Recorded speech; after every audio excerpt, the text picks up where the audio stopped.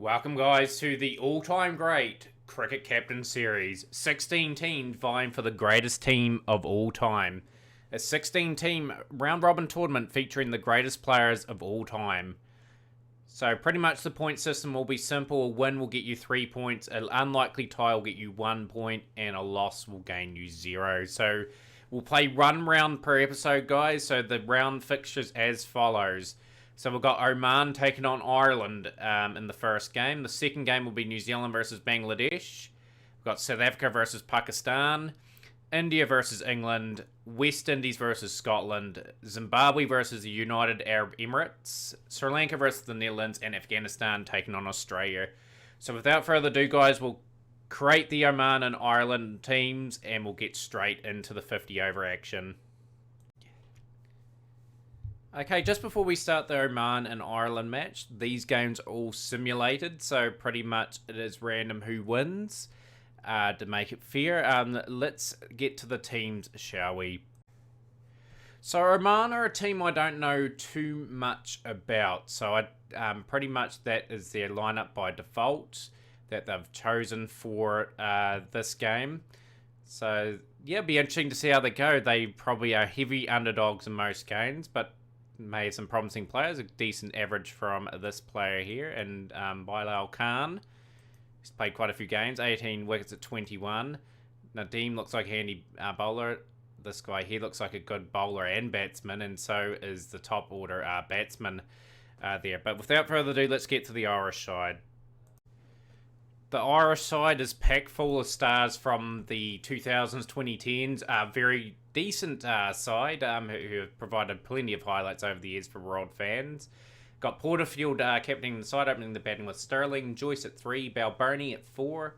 Got Niall O'Brien at 5, Kevin O'Brien at 6. Got Mooney at 7, Cusack at 8. Trent Johnston, the number 9, and we've got Murtagh and Rankin making up your team. So the conditions for this game: bounces average, wear is good. Without further ado, let's go to the results. So Ireland have started their tournament off very strongly here, defeating Oman by 135 runs. Very good performance from the Irish batsmen, with Paul Stirling bringing out the first 100 of this tournament, with 104 off 131 deliveries, 13 fours, 2 sixes. Balbirnie and Niall O'Brien getting some decent scores. Niall O'Brien, 86 off 56, 11 fours, 1 6. Balbirnie, 57 off 55. Kevin O'Brien, good destructive finish.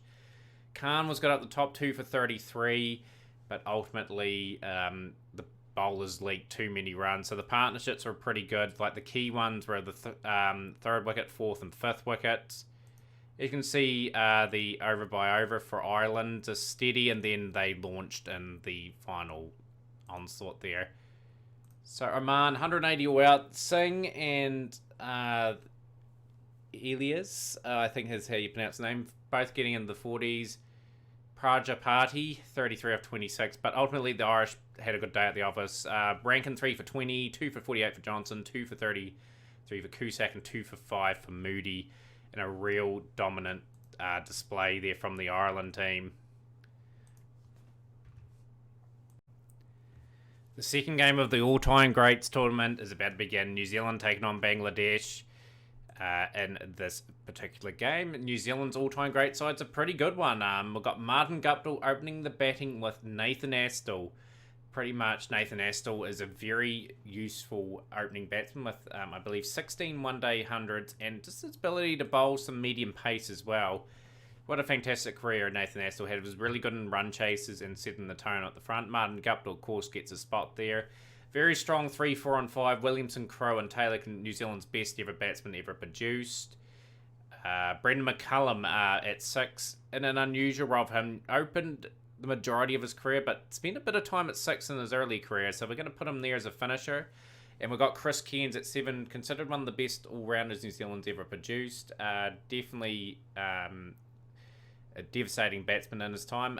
Richard Hadley makes the team definitely for his bowling. 158 wickets at 21.56. Got Daniel Vittori at 9, just a bit of spin there, and Shane Bond and Trent Boult make up the team for the Kiwis. So the conditions are very good. New Zealand conditions here. But without further ado, let's get the Bangladesh team. Bangladesh have got a very interesting all-time greats team. We've opted for a solid lineup. I'm just going to make a wee bit of a change. Emerald K's will come in from Hamid Ashraful. So we've got Iqbal, Liton Das, Emerald K's. We've got Saka at 4. Mushfiqur Rahim and Shakib Al Hassan. Key batsmen in their side along with Mahmudullah 5, 6 and 7. Their bowlers, we're opening up with Mortaza and Mushfiqur Rahman. I hope I got that name right. Probably did get it wrong. Mohammad Rafiq making the team. Guy that sort of was economical back in the day when Bangladesh were sort of getting their feet on the world stage. 1990s, 2000s bowler. And we've got Abdul Razak. They're very economical bowlers, very different strategies. 4 spinners in the Bangladesh team and a couple of seamers. So let's see how this game plays out. So, it was a pretty interesting sort of game, but the New Zealand team do get over the line. Bangladesh never got enough on the board batting first, 239 all outs. The Kiwis bowled quite well, 4 for 42 for Christopher Cairns, 4 for 48 for Dan Victoria, and 2 for 44 for Shane Bond. For the Bangladesh side was Mushfiqur Rahim and Shakib Al Hassan, like we talked about in the preview. Rahim, 84 of 108, 9 fours and 6. Shakib, 48 of 59, 6 boundaries there. But no one else really got going there for the team. The partnerships, like there are a couple of 40-run partnerships. 84-run partnership was decent there, but nothing substantial. The New Zealanders were able to take wickets quite regularly. In response, 243 for 4, and it was a good batting effort all round from the New Zealanders. With Martin Guptill 78 off 80, 12 boundaries. Nathan Astle getting a half century as well, 51 off 68, 7 fours there. Williamson was not out, basically a run a ball for a 67. And for the Bangladesh side, didn't bowl too badly. The opening 3 bowlers didn't bowl too bad. 2 for 46 for Abdul Razak. And just Shakib Al Hassan, Mohammad Rafiq were a bit too expensive, whereas that game could have been a wee bit more interesting with Chris Cairns deserved man the match with his performance. So very nice from the New Zealand side, picking up their first points of this competition. So this third match of the first round will be quite a fascinating fixture and probably the closest fixture we've had yet. South Africa taking on Pakistan, 2 very good sides that you're about to see. So we'll start off with the South African team. Very hard to select. They had some really good quality players, but we've gone with Hashim Amla and Herschel Gibbs, so both very good batsmen. Herschel Gibbs, really a good attacking batsman, but surprisingly a lower strike rate than Hashim Amla. Got Jacques Kallis at 3, one of the best all-rounders to ever play the game. Incredible batting average of 44.36 and 273 wickets at 31.79. He is definitely a Hall of Famer. Just based on those statistics, it's just fantastic. Got AB de Villiers at 4. AB averaging over 50 in his career and a strike rate of 101.1, so he can keep the game motoring along. We've got Faf du Plessis as captain, very good average of 47.47. Quinton de Kock will make the team at 6, and the all-rounders are just awesome. Lance Klusener, what a finisher that man was, and he can bowl some useful overs as well, but an average of 41.1 and an average of 29.95 with the ball. Definite inclusion in this side, and along with Sean Pollock. Sean Pollock was just an accurate guy at the top of the bowling to the opening batsman, and then is an economy rate of 3.68, an average of 24.51 with the ball with 393 wickets. Incredible, and decent average as well for Sean Pollock. So Sean Pollock had 14 50s and 100 in his career. 2 genuine all-rounders make that team really strong. Had to include Imran Tahir. Just the man has plenty of energy. 173 wickets at 24.84. Exceptional guy to bring in the team. And this gives them a really good quality spin option. And 2 out-and-out good express bowlers. Dale Steyn, pretty much 196 wickets at 25.95. Surprisingly, he didn't play more matches there, Dale Steyn. But there we go. And Alan Donald, pretty much has to make the team as well. 272 wickets at 21.79. That is a formidable South African team, but it will be well matched by the Pakistan side. Gone with an interesting team for Pakistan in this first game. I'll probably make changes for the second game because we've got to put an opener in for this one. But we're gone with Muhammad Hafiz at the top of the order. Just reliable with the bat and can bowl some really useful overs with the ball. Very accurate with the ball.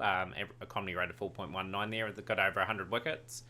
Gone with Babar Azam just opening for this game. We will have an opener for the next match. He averages 55.94 early in his career, and he's definitely inclusion in the side.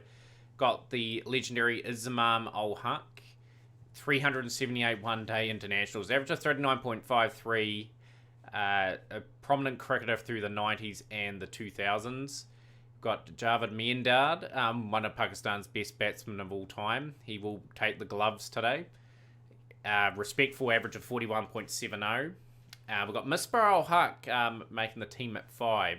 Misbah was super consistent, getting a 50 basically every 3 to 4 innings. 42 50s, no hundreds, but incredible consistency he had. We've got Imran Khan, batting probably one position higher than I'd like in this team, but he's an incredible player. Inspirational captain he was too, and now the Pakistan Prime Minister.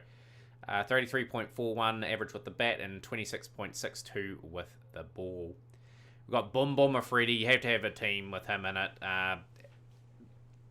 Average of 23.58, but the strike rate of 117. And the ability to score runs at a cracking pace. And he took 395 wickets at 34.52, so he's a genuine all-rounder for the team. The opening bowlers are Wasim Akram and Waqar Younis, the two Ws. Incredible experience of swing bowling and definite threats to the South African batting. And we've got Shoaib Akhtar as our first change bowler. Shoaib Akhtar with his express speed, 247 wickets at 24.97. And we've got Suqain Mushtaq. We had to get another quality spinner in there. And that makes the team for this game. So you guys will be fascinated to see what the result is. Great performance from the Pakistan side as they win this game by 76 runs. Pakistan batted first, posted 343 for 8 with Muhammad Hafiz at the top, 89 of 111. Anchor, 11 fours, 1 6. But Javed Miandad showed his absolute class. 121 off 111, 18 fours and a 6. Misbah ul Haq, 59 of 34. Good finishing there. Imran Khan was good. So was Shahid Afridi. They come in and put in some good combos and got a really imposing total on the board. Tough day for the South African bowlers with Klusner 3 for 78, 2 for 98 for Kallis, 2 for 70 for Pollock. Donald and Tahir were the tidiest bowlers of the lot. But we'll look at the partnerships here. It was had a big one between Muhammad Hafiz and Miandad. Miandad and Misbah ul Haq combined good, but there are decent little partnerships towards the end that got them to that formidable score. And you can see the skyscrapers really lift up after that, and the run rate just went up pretty much big time from there. Chasing a big score, South Africa were bundled out for 267, with Herschel Gibbs 74 at the top of 93 deliveries, 7 boundaries.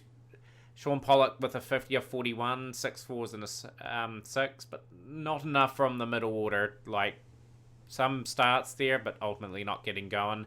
Suqain Mushtaq on a seaming wicket, 6 for 48, impressive stuff.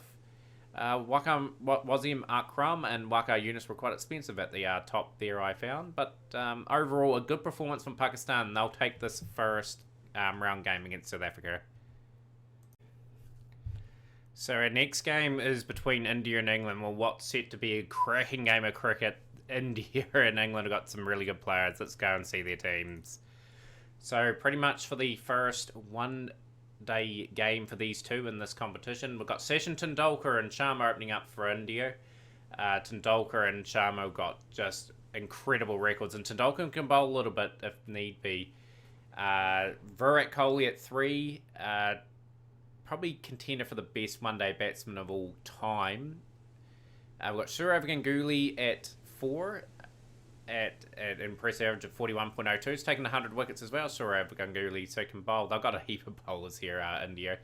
Yuvraj Singh, we had to put some excitement into the middle order with his average of 36.56 and bowl some really handy slow left arm, 111 wickets at 38.68. Got the finishers, we should say, and Mahendra Singh Dhoni, 350 games. Mahendra Singh Dhoni played 50.58 the average. Jadeja is just going to be someone that could finish an innings off quite strongly, 32.58 the average and 37.36 with the ball. Got the legendary all-rounder of the 80s, Kapil Dev, handy batsman. Got a big 100 against Zimbabwe in his career, of 170 odd, I believe. 23.79 his average there. 27.45 more than with the ball, though, with over 250 wickets taken here. Anil Kumble, another spinner on the team, just a good solid 337 wickets at 30.9, good economy rate. Got a bit of left arm for the seam with Zahir Khan, 282 wickets at 29.44. And we've got Srinath making up the 11 here. Very hard to leave Rahul Dravid out and Mohammad Shami, but India are stacked. We can honestly change this team a few times and would still get different teams. Now, the England team is solid. We've got Peterson and Trescothick opening up the batting. Kevin Peterson listed as an opener, so why not? A very aggressive player, could take the game to anyone, Peterson. And Marcus Trescothick, a really forgotten about batsman from the 2000s. Had a really good county career, retired really early from the international scene. He could have got some impressive numbers, Trescothick. Of course, you've got to have Joe Root in the team, closing in on a 50 average. One of the best batsmen England have produced. Owen Morgan, the 2019 Cricket World Cup winner and captain. Decent average, closing in on 40. Ben Stokes makes the team at 5. Pretty much still in his career, Ben Stokes, but his average of 40.83 and his incredible knocks and feats get him in the team, and just a wee bit of overs with the ball too. One of England's finest all-rounders, we've got Freddie Flintoff at 6, average of 32.02 with the bat, and he had a decent average with the ball, 169 wickets at 24.38. Got Josh Butler, a good finisher for the team, 148 games, 38.72 the average, the strike rate 118.7. Got Beefy Botham, Ian Botham at 8, 23.22 with the bat and 28.54 with the ball. He was relatively a tidy bowler and very economical, under 4 runs per over there. Had to get them a good quality tweaker in the team, and Graham Swan made the cut. 104 wickets at 27.77. Darren Gough makes the side. Darren Gough had a really respectful career, 235 runs at 26.42. And Jimmy Anderson will make the team for this game. Still playing Jimmy Anderson, 269 wickets at 29.22. This should be a thrilling encounter. One of our best games in the tournament yet, but India will win this game by 4 wickets. We'll go over the England card. 301 for 8 they posted. Peterson run a ball at 61. Effectively 8 fours and a 6. Joe Root and Morgan were solid in the innings as well. Both getting 50s, with Root top scoring with 87.98. 10 fours and a 6. And we've got Andrew Flintoff with 35 of 21 towards the end, getting the team over 300. Srinath bowled good, 3 for 49. Anil Kumble opened up the bowling. We should have fixed that up. Never mind. 3 for 73 for Jadeja. Singh got an over and none for 13. In response, it was the Sachin Tendulkar show. 168 of 150 deliveries, 25 fours and 2 sixes. Virat Kohli and Ganguly were good in the chase as well. Along with Mahendra Singh Dhoni, they formed partnerships with Tendulkar. You can see decent stands there at 4 partnerships over 50, and that got them over the line. Tendulkar deserved man the match.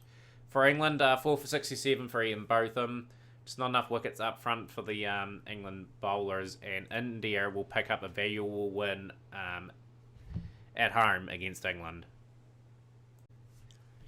Rightio, next fixture of the all-time greats. Round 1 match up between West Indies and Scotland. Let's get to the teams. West Indies team looks really strong on paper, like the bowling attack is the feature of their team, but let's go through their team. Got Chris Gale, Gordon Greenidge, Desmond Hayes, top 3. Really good numbers there. Brian Charles Lara, their famous batsman. Good average of 40 in the mid-order at 4. Got Clive Lloyd, winner of the first World Cup for men's World Cups.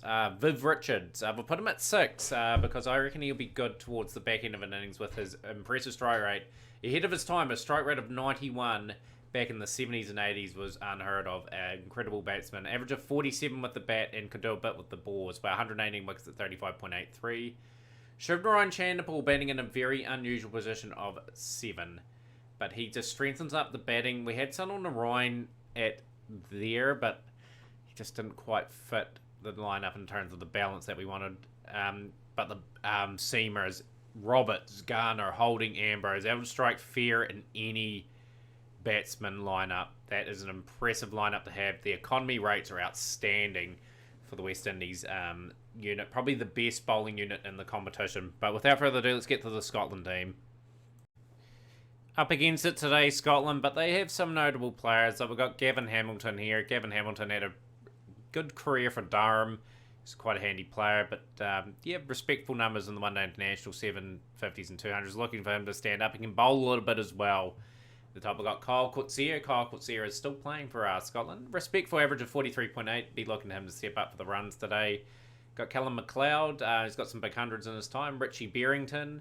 Matt Machan at 5, Preston Monson at 6, Matt Cross at 7. They've got some solid batsmen there, Scotland. We've got Wright at 8. That is Craig Wright. He played a few one-day games for the Scots. Decent bowling average as well, so definitely someone to look out for. We've got Huck. We've got a bit of an off-spinner option for them. Davey and Blaine make up their team. So the conditions are pretty much a wee bit in it for the seamers. Let's see who takes this game out. Scotland did a wee bit better than what I thought. The West Indies got batted first, got to 270 for 9. That was off the back of Viv Richards, 79 off 84, 6 fours in the 6. Chanderpool, 40 off 65, and Roberts, 31 off 27. So their top order from the West Indies point of view let them down a wee bit. Davey 3 for 61, 2 for 51 for Hamilton, 2 for 59 for Huck, and 1 for Blaine. They'll be wrapped with that performance, Scotland, against an all-time West Indian team. Partnerships were, the key one was Richards and Chanderpool. 108 for 5, Scotland were on top. And then Roberts and Ambrose got them over to a decent score there. Scotland in response, 189 all out. They started off well. 89 run partnership between Hamilton and Coetzee, both getting 50s, and then it capitulated. So 2 for 37 for Garner. Pretty much Ambrose 3 for 51 and Chris Gale 4 for 26. So it was getting a wee bit of turn, I have to say, but good clean performance from the West Indies in the end, picking up 3 valuable points. The next game in round 1 of the World Series, guys, is Zimbabwe taking on the United Arab Emirates. So it's a pretty interesting game. Zimbabwe are favourite to win. They've got a tidy enough side, Zimbabwe. Let's look over the team for this game. So we've got Hamilton Mazakaza and Alistair Campbell opening up the batting. One thing Zimbabwe do have is a lot of experience in their team, so credit to them. We have got Brendan Taylor at 3. We've got the Flower Brothers 4 and 5. We've got Craig Irvine at 6, Williams at 7, Sean Williams, and a wee bit of bowling. They've got a wee bit of bowling with Flower as well. We'll give Andy Flower the gloves, I think, for that team. Heath Streak, very good all-rounder for Zimbabwe back in the day. Average of 28 with the bat and 29 with the ball. Graham Creamer, just get a bit of leg spin in that bit of variety in their attack. 120 wickets at 29.97. Brandeis, 70 wickets at 32.37. He was a guy in the early 90s that led the attack for Zimbabwe. And we've got Chitara making up our team here. So let's get to the United Arab Emirates team. United Arab Emirates are not well known in one-day international cricket, but they've got a couple of handy players that I just want to point out. Karam Khan forged a really good career for them, average in the 40s and the 30s with all formats. Very, very good player, like very experienced. Guy to bring into the team. They got some notable players. Like their bowling attack's okay. Raza and Helder form an interesting spin duel with Mustafa. Shazad and Naveed will open up bowling for them. But let's see how this game pans out with the conditions showing that it's perfect for batting. Wee bit of wear for the spinners. So the UAE spinners could come into it. In a very high scoring game, UAE didn't disgrace themselves. A very nice performance batting first with the man that we talked up in the preview, Karam Khan. 140 off 98 deliveries, 19 fours, 2 sixes. And the top 3 were solid for them. Ali with a 50 and a couple of 30s for Anwar and Osman. Just couldn't quite finish it off. Swapnil Patel and Mustafa got a couple of handy 14s. Street 3 for 64. Creamer and Williams 2 wickets apiece. Williams was super expensive on the day. Partnerships for the UAE are good throughout. So 74 at the top. Third wicket was the top one with 77, but 40 and 46 within the fifth and sixth wickets. They would have fancied their chances there, but it was a classy enough performance from the Zimbabwe's batsman. Alistair Campbell, we were slow at the top, 59 off 94 deliveries, 5 fours and a 6, but Andy Flower, 157 off 132 deliveries, 25 boundaries, supported well by his brother, 48 off 28, 7 fours and a 6. Irvine and Williams blasted them towards the end of that game, and Zimbabwe, thanks to the big effort from Flower, gets them over the line. That partnership was crucial between Campbell and Flower, 125, 91 for the Flower brothers and 71 for Flower and Williams. So congratulations Zimbabwe for winning their first round matchup. Sri Lanka taking on the Netherlands in this one. Both have got really interesting teams. Like the Netherlands, not a pushover in this game, but let's look over the teams, shall we? Let's start off with the Sri Lankans. I will make some changes to this team. Sri Lankans have got a good team on paper. Jayasuriya and Dilshan, two explosive batsmen at the top. Jayasuriya really invented the blasting from the top of the order in the 96 World Cup with his pinch hitting. 32.36 average with the bat and an average of 36.75 with 323 wickets with the ball. Dilshan fills another role as a spinner as well. Averages nearly 40 in his career. 106 wickets in his career as well. Could bowl some handy things. Their middle order is really nice. Sangakkara, Jayal Warner, Aravinda De Silva and Angelo Matthews make up that order. Sangakkara will be one to watch and Jayal Warner as well. We've got a pretty weak batting order from here on onwards. I might make adjustments to the next game, but we're going to have Maharoof in the team, of course, just with a decent bowling average there. Chaminda Vaas, the left seamer, the lone seamer of the years that they had. 400 wickets, average of 27.53, really handy player. We've got two big spinners in Mendes and Muralitharan. The mystery spinners, you'd call them. Incredible averages, incredible economy rate. Look for them to take a few wickets in the tournament. And we've got Lasith Malinga opening up the Vaas, of course. Slinger Malinga had a fantastic career. 338 wickets at 28.88. Conditions do appear to be good for seam. So they do have a good balance there, Sri Lanka. Let's get to the Netherlands team. The Netherlands put out a decent-ish team on paper with a lot of county experience and a few players that have played around the 20 over circuits around the world. Got Baz Zuderant, a guy that played quite a few seasons in county cricket. Okay average at 23.85. He had a solid career, you'd have to say, for Sussex there. So the respectful batsman there. We've got him opening up with Kravazy, average of 28.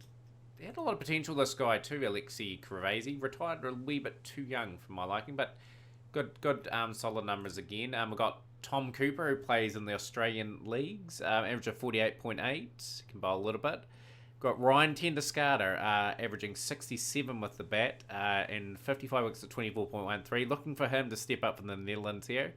Wesley Barassi, a solid average of 35.65. So the top five's reasonably okay. We've got Dan Van Bonga, decent player for the Netherlands over the years. Played quite a few one-day matches. Do a bit of bowling as well. 11 wickets at 29.91. Michael Rippon's an interesting one. I put Michael Rippon on the team because he features in the New Zealand domestic leagues for Otago. Of course, Michael Rippon is on the verge of making the Black Caps, I think, for a few games here and there. So he's player that I'm going to put on that side just to bolster that team. Got Van der Merwe, who's played all around the world in the T20 circuit. South African, who qualifies for the Netherlands. Definitely makes the team. Peter Boren, Kiwi, decent lower order batsman there will be for them. And we've got Bakari and Jonkman with respectful averages there. So that's our first look at the Netherlands. Let's go to the result, shall we? And it's the Netherlands causing the boil over of the tournament to start off. The Netherlands posting 313 for 6. with Baz Zudaran 120 off 121, 20 boundaries, Tom Cooper 82 off 79, and just some decent cameos towards the end, kept the innings rolling along. And it was a tough day for the Sri Lankans, with Maha Ruth 3 for 70, Vast 1 for 48, Muralitharan was tidy as well, but leaked a few too many runs, and it ultimately paid the price for that, with Jonkwin 3 for 52, Van Bunga 3 for 55, Ripon 3 for 54, a couple of 50s for Sangakkara, Matthews and Jayasuriya, but wasn't enough. The partnerships just weren't substantial enough. Jayasuriya Sangakkara got them in a solid position. Matthews and Vast brought it back into contention, but the Netherlands take the spoils here. Partnerships were solid at the top. That big one from Zudaran and Cooper, and the Netherlands causing the boil over of the first round. And we have the final fixture of the first round of the all-time great series. Afghanistan taking on Australia in what will be the final game. Let's look at the teams, shall we? Okay, the Afghanistan side, they've got a wee bit of history in one-day international cricket, been around since the late 2000s. Gurbaz, a very young up-and-coming player, will open up with Shahzad. Got Shah, Stanek Zai, Shahidi, Shinwari, but it's their bowlers that are most notable around the world. They got Muhammad Nabi, Rashid Khan, Mujib Ur Rahman. They got three very high-quality spinners in that unit. Got the youngster that's got a bit of an English county contract, Al Haq, and Hamid Hassan making up the lineup there for Afghanistan. Let's look at the mighty Australians, shall we?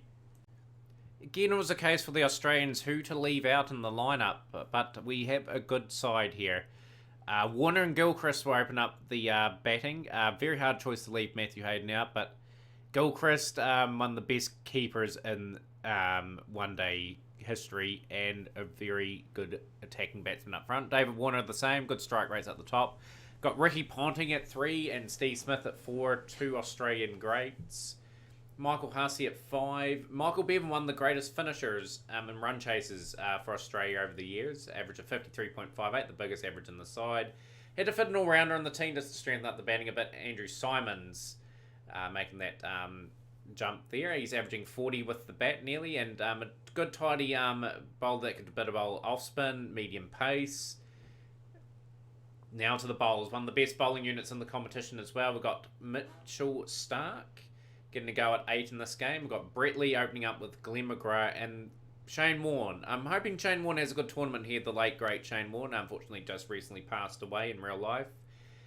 Great entertainer with his leg spin there. This should be an interesting game. We have set the conditions for, because I do realise we could do that, to suit the Afghanistan spinners because it's their home game. Let's see the result, shall we? And Australia win convincingly by 7 wickets, but not a bad effort from Afghanistan. They got through to 283 for 9. Good solid fight throughout. Stanek Zai 40 off 45, Shahidi 51 off 63, Shinwari 47 off 57, Muhammad Nabi not out 50 off 40. For the Australians, 5 for 63 for Glenn McGrath, 2 for 37 for Brett Lee. Warne was the tidiest of the bowlers, number 38. Simons 2 for 61 there. In response, 284 for 3 in response. Lost the openers early, but Ricky Ponting steered the ship home. 135 124, 15 fours, 2 sixes. Steve Smith, a very oddball innings, 38 off 72, 2 boundaries in that. And Michael Hussey, 57 off 35, 5 fours and 2 sixes. In the run chase, the two partnerships between Ponting and Smith, and Ponting and Hussey got the team home. Afghanistan's partnerships, highest one of 80 from Shahidi and Shinwari. They kept them in the game. A good competitive effort, but the Australians ultimately too strong in round 1. So there we have it for round 1, guys. This is the standings before we end the video. So the teams that won their games were Australia, New Zealand, India, West Indies, Zimbabwe, Ireland, the Netherlands with the upset of the round, and Pakistan. But early days in the competition. Hopefully you guys enjoyed this series. If you do, smash the like button, share with a friend. We will have a Tiger Volts career mode still. I've got a heap of episodes that I've got to get uploaded. But this series is going to be a couple times per week. I hopefully will get it all together. But yeah, we'll see you guys next time with more world all-time great crickets.